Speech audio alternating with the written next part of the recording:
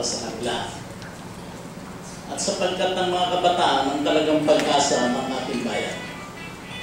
Kaya dapat, kumbaga sa puno, yung mga seedling pa lang, kailangan inaalagaan natin para pag lumaki ay nagiging strong yung tree.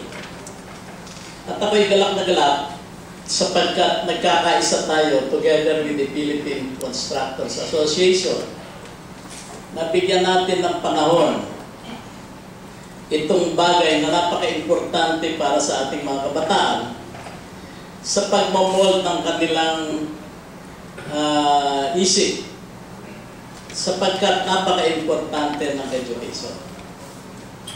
Sabi ko nga kay Jimmy kanina, nung pinapalabas yung audio-video visual presentation, nakita natin sira-sira yung mga paaralan.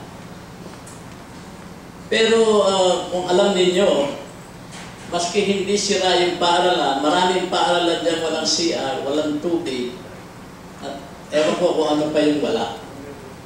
Talagang napakalaki ng pangangailangan.